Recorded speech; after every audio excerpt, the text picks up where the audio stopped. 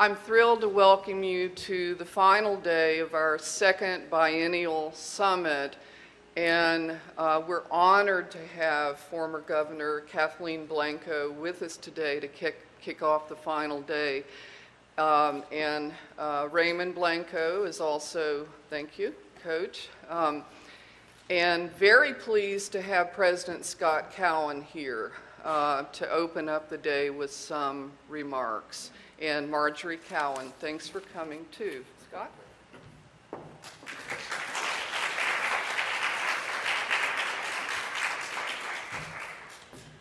Good morning, everyone.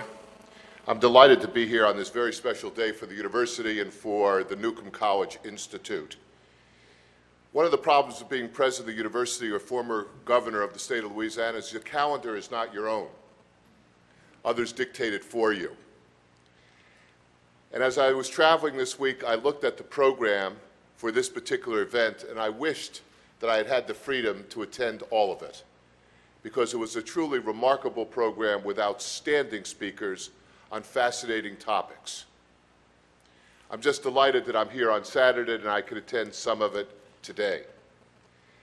Also, as I was looking at the program, it reminded me of when I was a graduate student 35 years ago.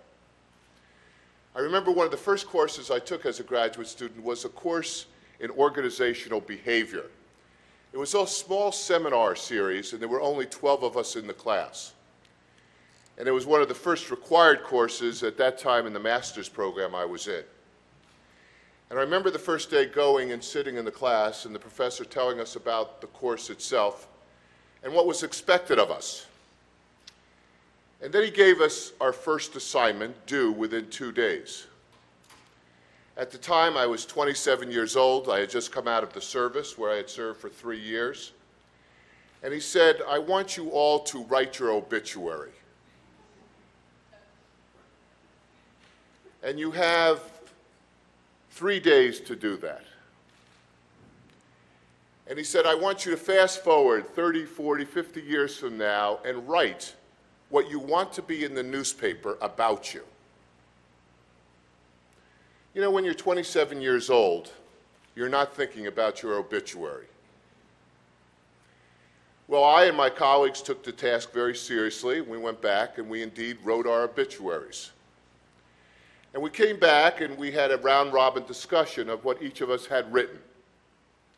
And we did an unscientific content analysis of the themes of our obituaries. And there was one pervasive theme in all of those writings. And it was that all of us, when we die and people write about us, we want them to be able to say that we made a difference in the world. And that the difference was profound and it was sustainable. And regardless of what walk of life we had come from, we all had that in common.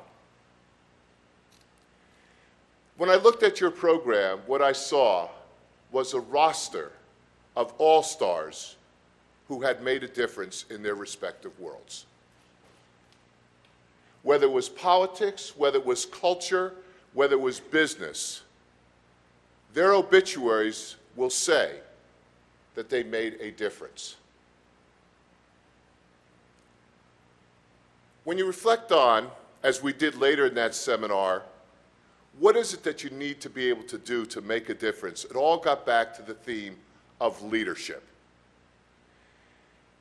And in my pre-presidential days, when I actually did teaching and writing, I taught seminars on leadership for many years.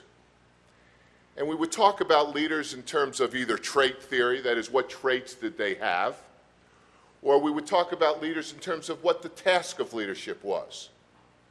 But the part of the course I always enjoyed the most was, what is the outcome of leadership? How does it manifest itself when it's all said and done? And who can be leaders? And I'm not here today to give the lecture on leadership, but I would say that pervasive outcome was what our obituaries were about. It was about making a difference that's profound and sustainable.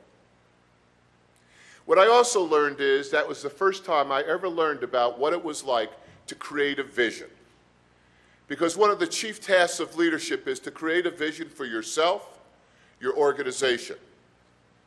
And a vision articulates what it is when it's all said and done you want to be, what you want your organization to be, and to stand for. I also learned through that exercise and through the last 35 years that leadership is not just given to those that have some titular title in an organization. Every single one of us demonstrates leadership every single day. As a matter of fact, in the literature, they make a distinction between direct leaders and indirect leaders. Direct leaders are those that actually head up an organization, and they have a title. But because you have a title and you head up an organization does not mean you are a leader. Because I said, it only means you have that title. In the end, you will be judged by whether you made a difference or not. But the other form of leadership, indirect, is in many ways more profound. Because indirect leadership, everyone is capable of doing. And they're capable of doing it by setting example of how they lead their life every single day. And whether you happen to be in physical facilities or in the English department or in athletics, you can demonstrate that leadership. Indirect leadership is the most powerful leadership because indirect leadership sets the example for others around us, and by setting that example, individually and collectively, we can all make a difference. This is why I'm proud of this particular summit, because that is the themes, and even though I didn't have the privilege to be here to hear people talk about that, you heard live case studies of leadership and making a difference. And by the way, it's not about power. Power is not an end unto itself. Power is a means to make a difference and to exhibit leadership.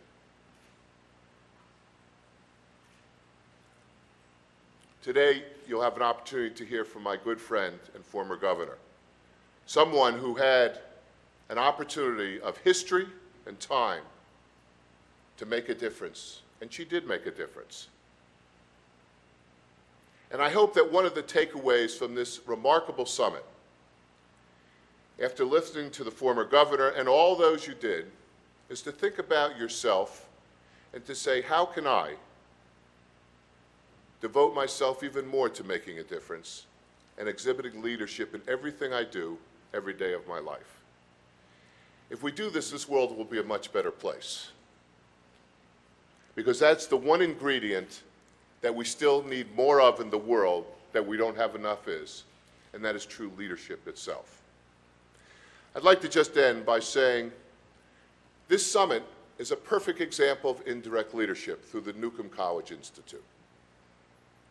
And I applaud Molly Travis, the faculty, the staff, and the students for, first of all, conceiving of this idea, organizing this conference, and actually doing it. That is a great example of indirect leadership, because through this summit, you have touched the lives of literally hundreds of people, and hopefully they will go out and take what they heard and learned here and influence somebody else. So I applaud you, and this is why I'm so proud of what you're all accomplishing at the institution. You're doing a remarkable job. I, like you, are looking forward to this morning. Let's enjoy another dose of leadership. We can never get enough of it. Thank you.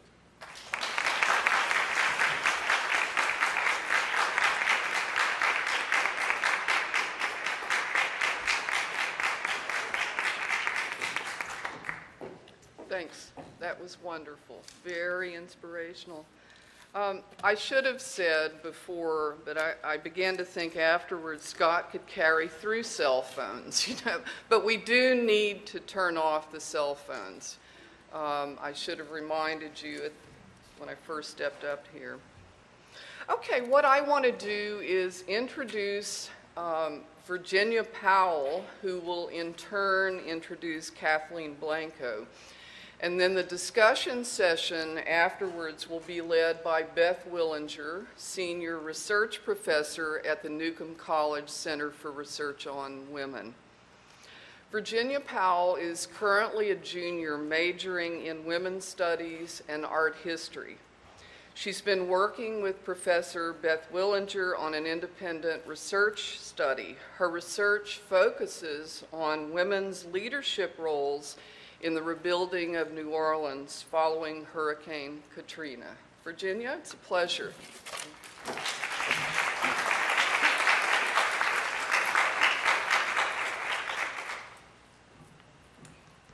Thank you, Molly. Good morning. I'm thrilled to have the pleasure of introducing former Governor of Louisiana, Governor Kathleen Babineaux Blancos. My interest in women's leadership has led me to begin work on a research project looking at women who have assumed leadership roles in the rebuilding of New Orleans following Hurricane Katrina. Thus, the opportunity to introduce the first female governor of Louisiana and the woman who had responsibility for overseeing the recovery efforts following Katrina is particularly exciting for me. Governor Blanco took a traditional path to power, although it was a very untraditional path for a woman. In addition to being the first woman elected governor of Louisiana, she was also the first woman elected to serve the people of Lafayette in the state legislature, and the first woman elected to the Public Service Commission. Governor Blanco's strong work ethic and leadership training began long before these experiences in public office. As Governor Blanco has said, her position as the eldest of 7 children placed her with many responsibilities which poised her for future leadership. Growing up, Governor Blanco spent much of her free time working in her grandfather's store in New Iberia. Her grandfather was able to identify her early aptitude for strong organizational skills and responsibility. Out of all the members in her large family, only Governor Blanco and one of her cousins were selected by her grandfather to assist with the store inventory and other tasks. Governor Blanco undertook the tremendous feat of balancing both career and home life long before it was considered an accomplishment. Her journey to traditional modes of power was also unique in that she spent 15 years as a stay-at-home mother raising her 6 children. And even when she returned to the workforce, spending long days in Baton Rouge for legislature sessions, Governor Blanco would commute to her mother's home to assist with the cooking and housework. Her dedication to family and an emphasis on strong family values remains constant. Governor Blanco received her bachelor's degree in business education from the University of Louisiana at Lafayette. Throughout her life, she has exhibited a long-standing dedication to furthering education. This began when she was a teacher at Brobridge High School, and education has continued to be an important focus throughout her political career. Governor Blanco initiated the single largest increased educational investment in Louisiana history. These investments led directly to higher student test scores, improved teacher quality, and increases in math and science ratings across the state. Governor Blanco worked ceaselessly to increase teacher salaries, making them competitive with the Southern regional average. Additionally, she passed the first substantial college need-based aid program in Louisiana. Such feats nearly begin the list of accomplishments on Governor Blanco's extensive resume. Governor Blanco has paved the way for Southern and most specifically Louisiana women to value and participate in public service and political activism. She's become a strong role model for all women to know that they can successfully wield power and achieve the highest office of the state. Please join me in welcoming Governor Kathleen Blanco.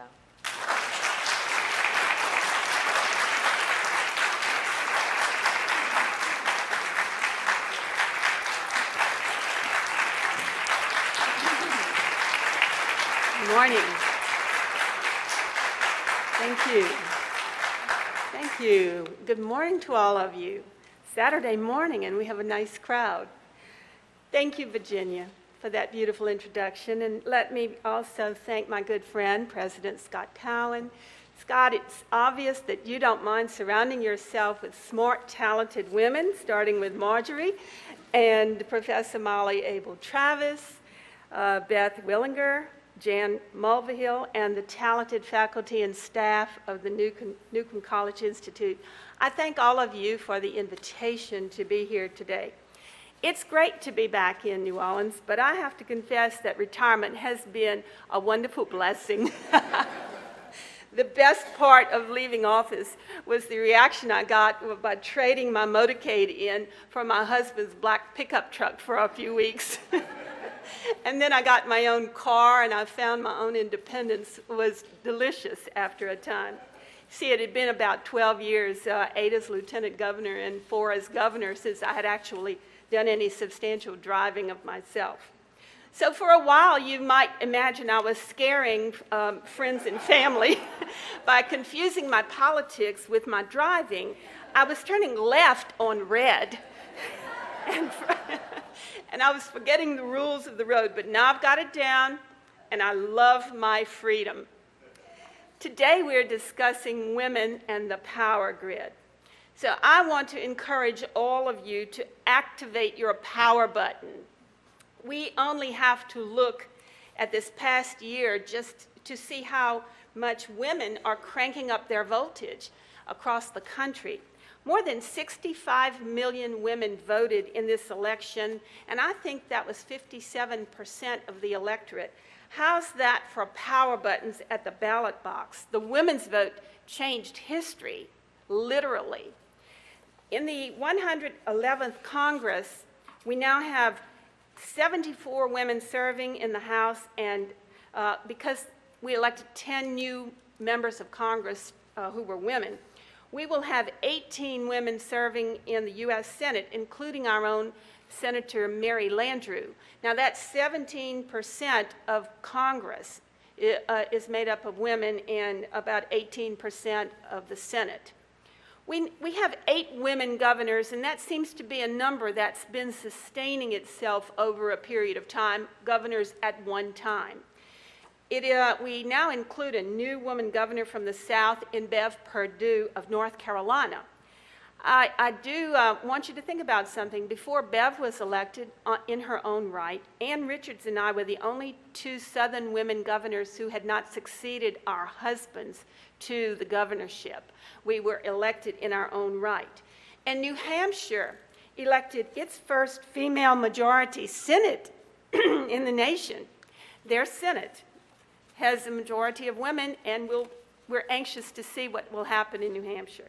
We have the highest ranking woman in the United States history in Speaker Nancy Pelosi. And here in New Orleans, we just swore in the first female Chief Justice of the Louisiana Supreme Court, Kitty Kimball. She has been serving a long time. We saw the first viable woman presidential candidate in now Secretary of State Hillary Clinton.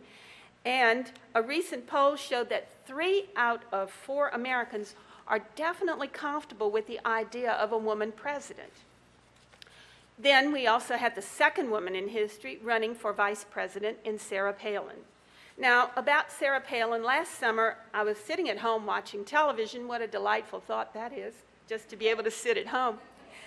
John McCain came on to describe his criteria for vice president, and he said he wanted a female governor. And I thought, well, that's great. I'm a female governor, and that made me feel good. Who was elected by defeating the good old boy network? Well, every female governor is elected by defeating the good old boys. Who is pro-life, pro-gun, a lifelong hunter and fisherman, and a staunch supporter. Now, this was kind of the catch-all, a staunch supporter of the oil and gas industry. And I'm thinking, well, how many women governors would support the oil and gas industry? My God, is he actually thinking of crossing party lines? And then, all of a sudden I just remembered, oh, that's right, he's a maverick. Hey, In all seriousness, we saw this election, that women are fully embraced by the electorate.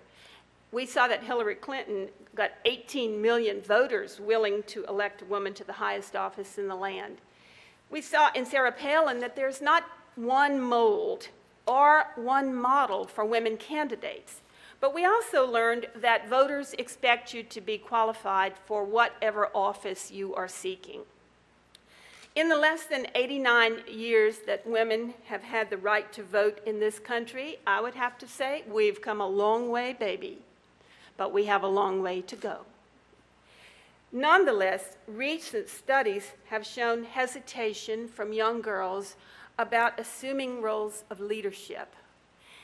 I, for one, am counting on the era of Obama optimism to reverse the trend. It's very important.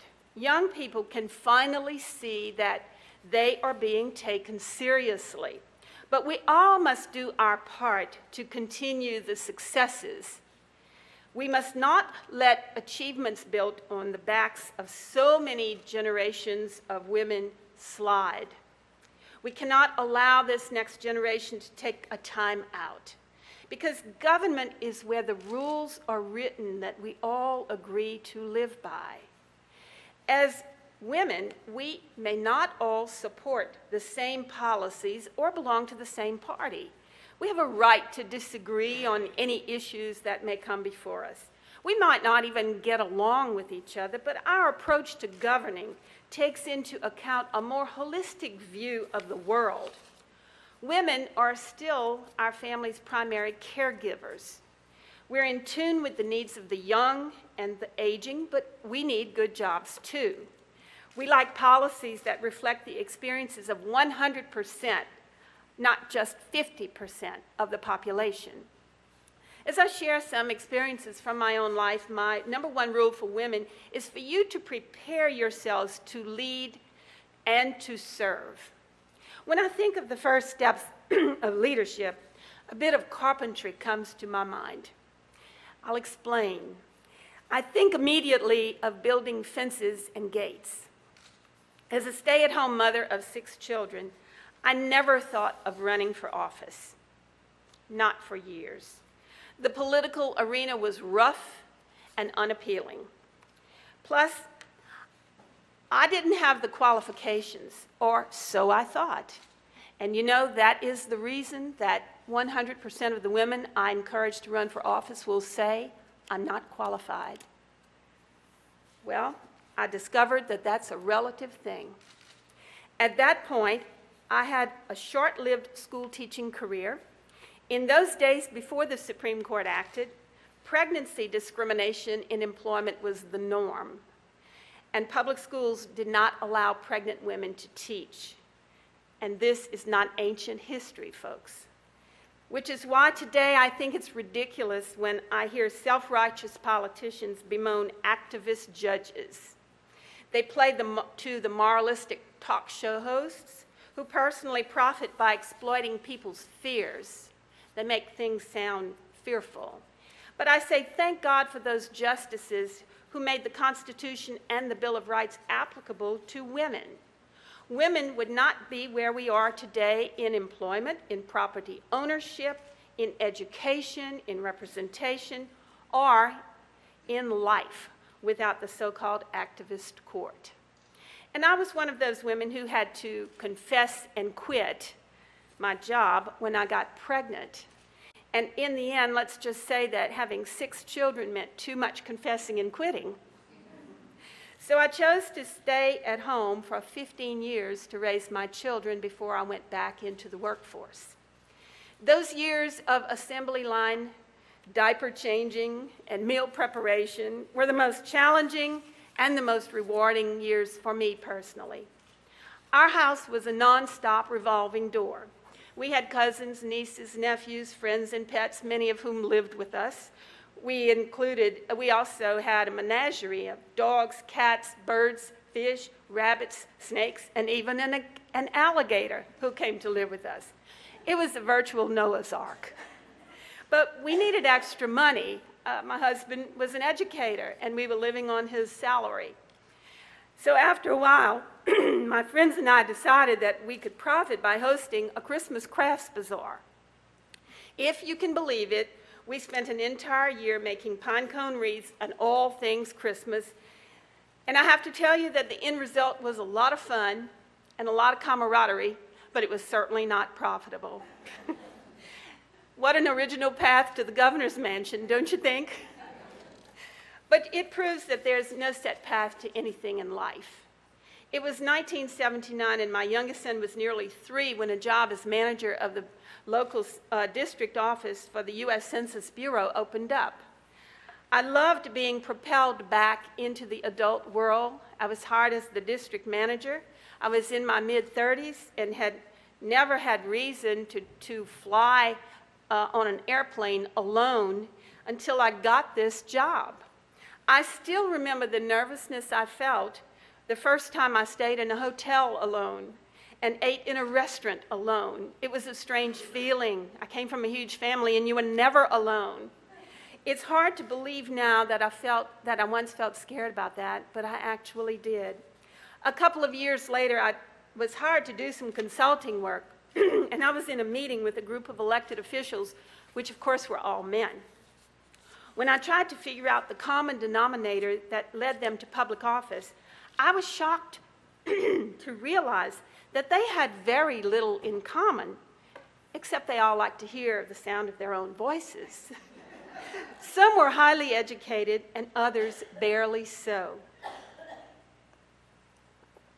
It dawned on me that all the women I knew were at least as qualified as these men to hold office.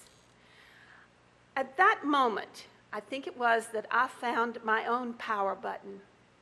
I began to understand that we as women build fences around our lives. We create what we think are the safe boundaries for ourselves and for our families.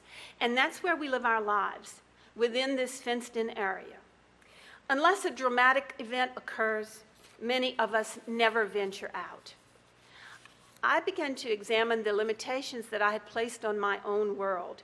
And suddenly, with full clarity, I understood that since I had built a fence, I had the ability to build a gate. And gates let us walk out to explore the larger world. There are men who consciously or unconsciously fence themselves in on the sidelines also. But there are far more women who are virtually trained by Southern society in particular to see themselves through narrow lenses. It takes more effort to build gates. So I quickly built a nice wide gate for myself. I'm not sure that my husband and family were prepared for it, but I got elected to the House of Representatives against great financial odds. Excuse me, folks. During that campaign, I had the opportunity to attend a high school reunion. A man that I had known since childhood came up to me and said, Kathleen, I cannot believe that you, of all people, are running for the legislature. When you were young, you were so shy. Well, I had not thought of myself as being shy for quite some number of years, but I smiled, admitting that, yes, that was true. To my great annoyance, he wouldn't let me escape. He kept saying, repeating over and again, but you were so shy, and he'd rattle on, and you were so shy, and you were so shy. And I thought, I need to get away from this guy. When he finally took a breath, I stopped him and I said, you know something? I was shy, but I had powerful thoughts.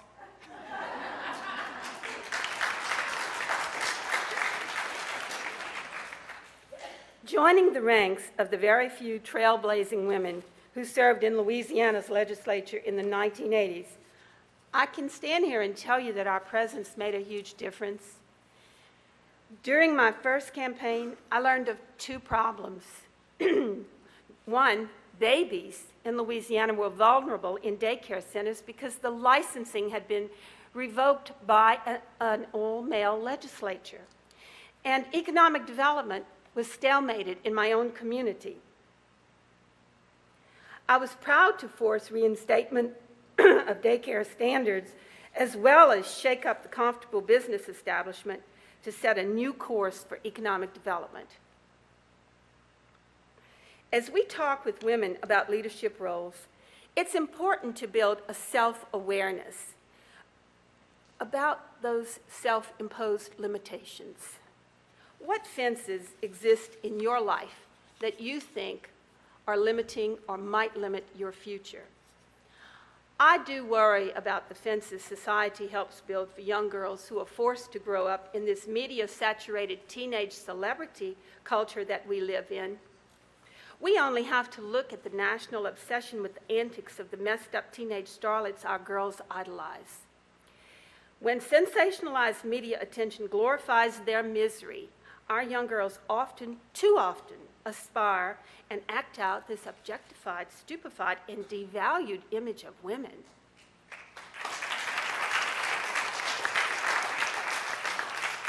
We must help arm our young girls with the courage to speak up and voice independent thoughts. This will give them the confidence to stand up to the moral dilemmas society throws our way. We must also give girls the tools to overcome whatever challenges their lives may present. Because I earned the respect of my fellow legislators and the people I served, I went on to be elected to other offices. I reformed the Public Service Commission's terrible reputation and then got elected lieutenant governor. I was working hard to bring greater economic value to communities large and small, and I was having tremendous successes.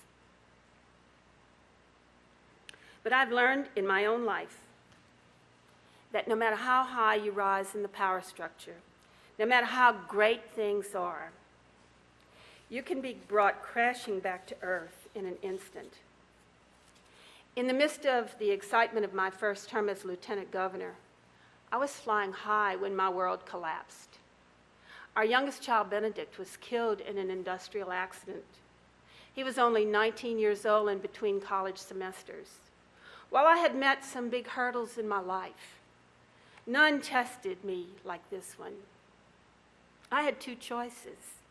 I could crawl into a hole, or I could emerge from my grief to fight for my family. I had to pull on all the faith I had in God and every lesson that I had ever learned in life to keep our grieving family together and to do the job of lieutenant governor at the same time. Not one day was ever an easy day for me after that. But after we lost Ben, it was through God's graces that I persevered. And he led me through the widest gate of all, those at the governor's mansion. He gave me no pre-election warning, though, of the unprecedented challenges that would come my way. God never told me that a formerly shy young girl would have challenges that no United States governor had ever experienced in our history. In those miserable months after Hurricanes Katrina and Rita, the work was unceasing. I could not ignore the pain that thousands were suffering. I know that losing Ben 8 years before had given me a certain kind of strength, a certain well that I could reach into and draw from. It gave me the heart to fight the vital fight for our recovery. It was a virtual war scene, though. I gave up all sense of political self-preservation and decided instead to focus all my energy on deciding what was right for the long term. Life is full of unexpected challenges. All of you must prepare so that you can survive difficult times and become part of the leadership corps that is called upon to change the world. At my inauguration, the historic milestone of being the first woman to serve as CEO of this multi-billion-dollar corporation called the State of Louisiana actually hit home. I looked out upon the Capitol steps and saw thousands and thousands of women with their young daughters. Men and women had brought their children to my inauguration so that they could witness this historical moment. They were Democrats, Republicans, and independents. Party in those moments did not matter so much as what was happening. They brought their little girls who danced upon their toes. I saw more little girls so excited and dancing on tippy-toe. It was the most thrilling thing to see. They were dancing because history was being made. Battling in the campaign trenches, I had not fully appreciated what it meant to the women of Louisiana that a woman had defeated about 24 men over the course of that campaign. A few got out before Election Day, but there were 24 men running for governor at one time or another during the year that I was elected. But that day, that inauguration day, I felt the tide of history making a seismic shift for Louisiana. I hope that every young girl living in Louisiana today knows that if she wants to, she can be governor of our state. And there are many states that have never had a female governor before us, more than half. So there are great opportunities everywhere to be the first. As governor, I fully funded education for the first time in at least quarter of a century and maybe in our history, and made economic development efforts our centerpiece. Our economic efforts were so transformative that I've noticed that the general administration kept almost my entire economic development team intact because I put together a smart team of knowledgeable people who knew what they were doing. As you can imagine, there were funny little stories that came with being the first woman governor, and I'll share one little example, and if the guys in the audience will excuse us, we're going to talk girl talk.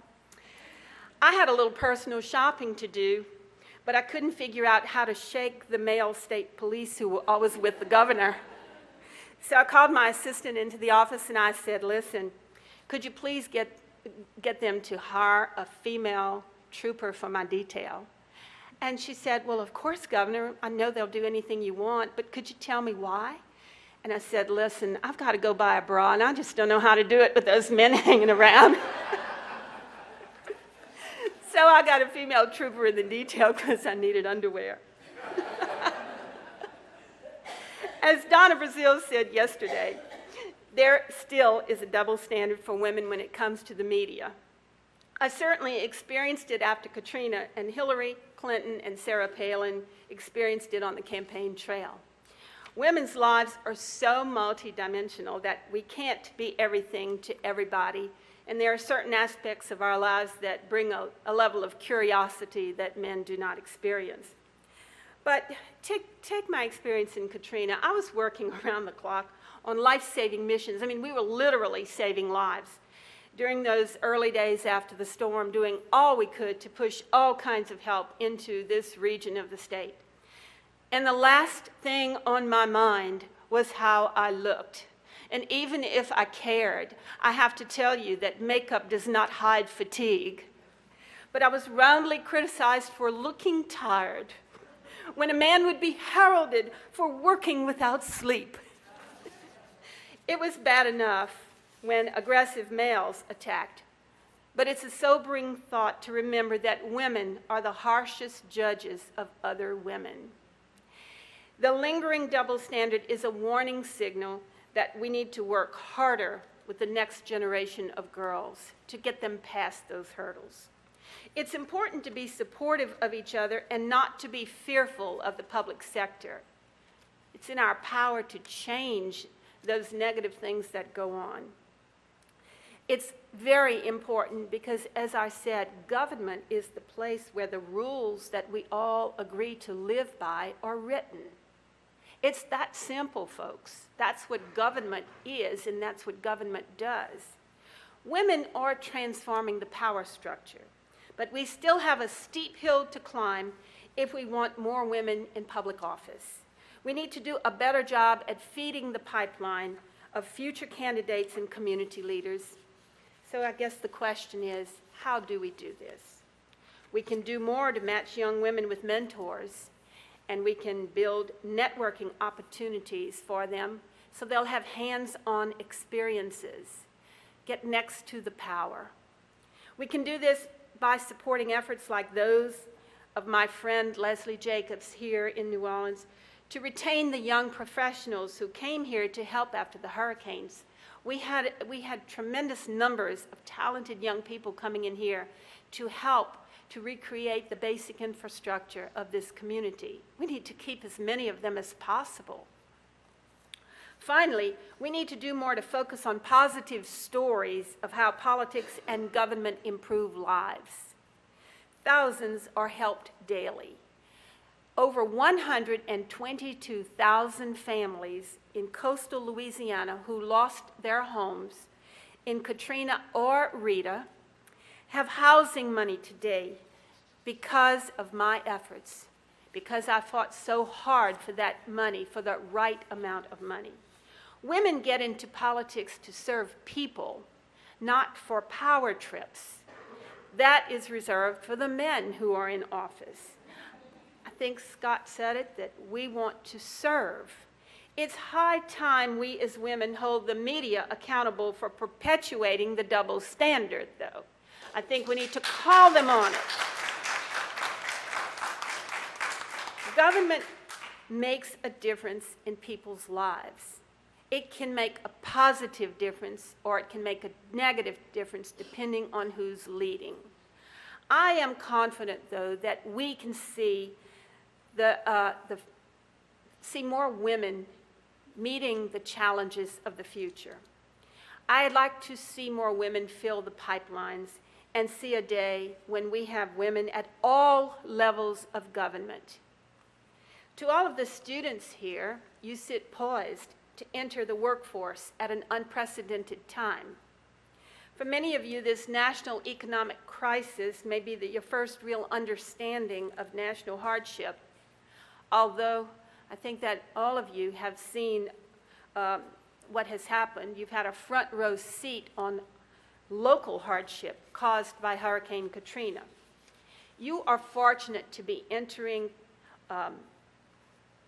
at the dawning of a new era with a new president who has called on all of us to do our part, to serve. The country finds itself in uncharted waters right now. A lot of people are very nervous. A lot of very smart people are trying to figure out how you work yourself out of the dilemma that we're in. The best minds in our country are there.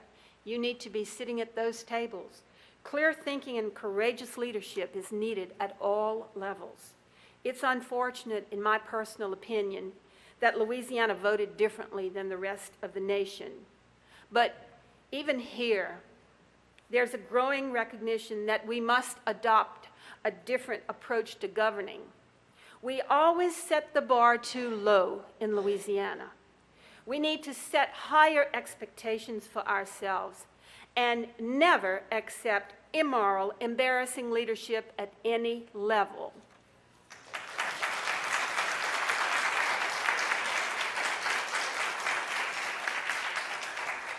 Please seize the opportunity to be a part of reforming this nation for the better.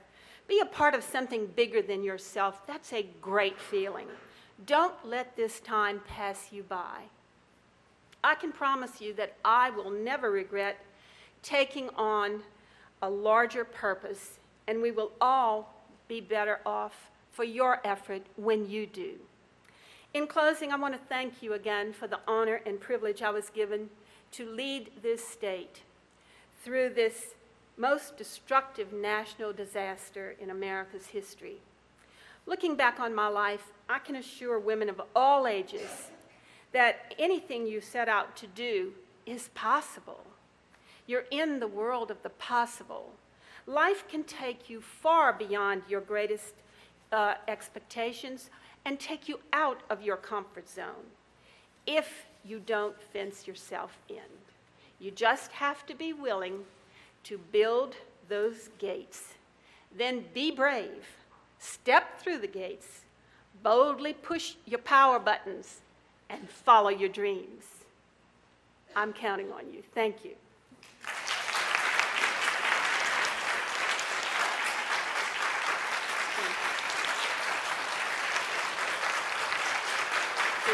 Thank you.